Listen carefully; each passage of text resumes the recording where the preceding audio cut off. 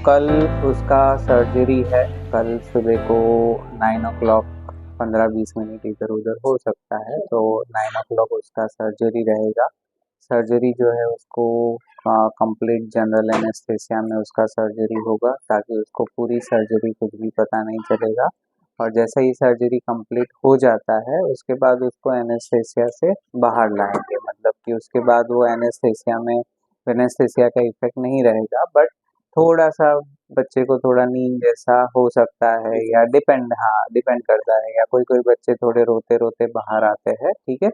तो in general ये जो सर्जरी है उसमें जनरल एनेस्थेसिया के साथ साथ हम उसको लोकल एनेस्थेसिया भी देंगे। यहाँ पे ब्लॉक देते हैं बेसिकली, जिससे उसका ये एरिया है वो नम रहता है। और उसमें हम long acting local anaesthesia use करते हैं, जिससे कि जो इफेक्ट है एनेस्थेसिया का, लोकल एनेस्थेसिया का, जनरल एनेस्थेसिया का नहीं, लोकल एनेस्थेसिया का इफेक्ट है वो अगले 6 से 8 घंटे तक रहे, ताकि बच्चे को पेन ना हो। बराबर। बट फिर भी पोस्ट सर्जरी बच्चा थोड़ा सा 1-2 दिन क्रैंकी रहने वाला है, मतलब कि रोएगा, थक जाएगा, सो जाएगा, वापस उठेगा, रोएगा, सो जाएगा। वो भी बता रहा हूँ। ठीक है। तो ये ओवरऑल कल के दिन आप थोड़ा सा देखेंगे तो कितना भी रोए उससे स्टिचेस के ऊपर वो सब में कोई फर्क नहीं पड़ता है। ठीक है। एंड इन जनरल ये सर्जरी में हम नील का इंजेक्शन देना प्रेफर नहीं करते हैं, क्योंकि वो एयरवे से रिलेटेड सर्जरी है, तो बच्चे के जो नॉर्मल रिफ्लेक्सेस है वो थोड़े से डाउन हो जाते हैं, इसीलिए हम उसको नील का इंजेक्शन देना प्रेफर नहीं करते हैं। पर जैसे जैसे टाइम जाएगा, जैसे जैसे हम फीडिंग चालू करेंगे, वैसे वैसे बच्चा प्लेफुल होता जाए, मतलब खेलने लगेगा। ठीक है। तो मोस्टली नेक्स्ट डे से बच्चे थोड़ा अच्छा करने लगते हैं, but one day will be little difficult, तो आपको थोड़ा सा उसके पीछे लगना पड़ेगा। ठीक है। उसको कल एडमिट करना है तो फास्टिंग रखना जरूरी है। बराबर।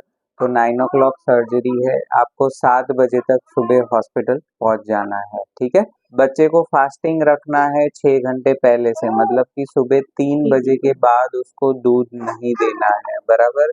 दूध मतलब कितना भी रोए, कितना भी चिल्लाए, फिर भी उसको दूध नहीं देना है। बट बहुत ही रो रहा है तो उसको थोड़ा सा पानी दे सकते हैं। ये एज तक जनरली हम पानी नहीं देते हैं, बट एक दिन पानी देने में कोई ऐसा नुकसान नहीं है। ठीक है। तो 2 घंटे पहले तक, मतलब कि 7, 7:15, 7:30 बजे तक लास्ट, जो भी अगर बहुत रो रहा है तो 2-3 चम्मच पानी मुंह में डाल सकते। बहुत सारा पानी नहीं डालना है, थोड़ा थोड़ा रुक रुक के मुंह में पानी डालो। ठीक है। ऐसा क्यों करना है? क्योंकि एनेस्थेसिया के टाइम क्या होता है कि सब सिस्टम रिलैक्स हो जाती है, तो पेट में अगर मिल्क भरा है तो वो ऊपर आएगा, फिर वो लंग में चला जाएगा, तो जो सर्जरी है वो साइड में रह जाएगा, उसको न्यूमोनिया वो सब इश्यू होने के चांसेस रहते हैं। इसीलिए हम फीडिंग को मनाही करते हैं। जो भी उसका फ्लूइड डेफिसिट है या कैलोरी रिक्वायरमेंट है वो सब हम उसको आईवी लगा के उसे दे देंगे, तो उसको एज सच कोई नुकसान नहीं होगा। बट बच्चे का साइकोलॉजी है कि उसका टाइम हुआ, अगर उसको नहीं मिला तो वो रोने वाले हैं। बराबर। तो इसीलिए हम थोड़ा सा पानी अलाउ करते हैं, क्योंकि पानी रहा तो उससे कोई नुकसान नहीं होता है। ठीक है। तो कितना भी हो जाए 3 बजे के बाद दूध को हाथ नहीं लगाना है। बराबर। पानी 7:30 बजे तक, चाहे तो पानी में थोड़ा सा शक्कर डालना है तो शक्कर भी डाल सकते हैं। बराबर। ओके।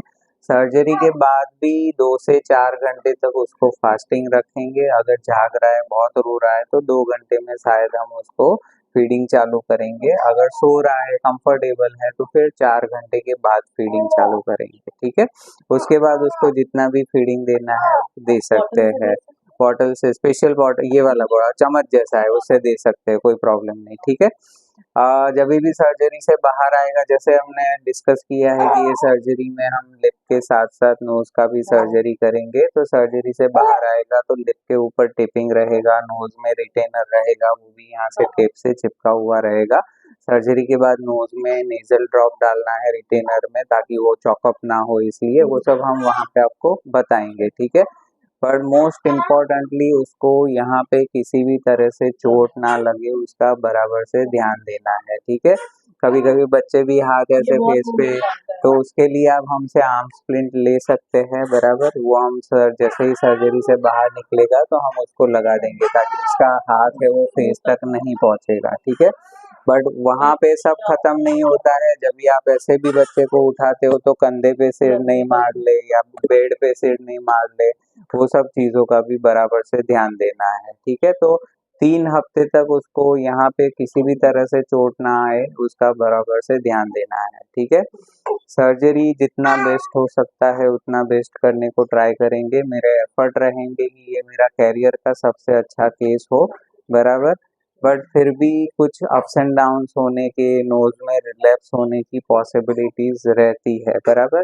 तो ऐसा कुछ रहता है तो हम जनरली जब भी उसका नेक्स्ट सर्जरी है, जैसे कि पैलेट सर्जरी के टाइम पे उसको रेक्टिफाई करने को ट्राई करेंगे। ये सब पॉसिबिलिटी है, बट मेरा एफर्ट यही रहेगा कि एक ही बारी में जो बेस्ट रिजल्ट है वो हम ला पाए, ठीक है। बट ऐसी सर्जरी में कुछ अप्स एंड डाउन्स भी आ सकते हैं, वो भी आपको ध्यान में होना जरूरी है, ठीक है। तो जो बेस्ट पॉसिबल है वो हम करेंगे। 100% ट्रस्ट है, आप बेस्ट ही करोगे। बिल्कुल, मेरी एक्चुअली सिस्टर की बेटी है ना, उसका भी right right right right no doubt बहुत अच्छा हुआ था। राइट। तो वही मेरे से जितना होगा उतना हम करेंगे। बट क्या है कि बच्चे बच्चे में भी थोड़ा हीलिंग में वेरिएशन रहता है, इसलिए थोड़ा बहुत ये सब पॉसिबिलिटीज रहती है। तो जो भी बेस्ट होगा हम करेंगे, ठीक है, ओके। सो ओवरऑल आपका जो जर्नी है कुछ इस तरह से रहने वाला है। मोस्टली सेकेंड डे पे एक बार उसका फीडिंग नॉर्मल होता है, बेबी कंफर्टेबल है, फिर उसको डिस्चार्ज देंगे और 10 दिन के बाद उसके स्टिचेस निकालेंगे। स्टिचेस निकालने के लिए 2 ऑप्शन है, एक तो हम यहीं पे बाजू में उसको थोड़ा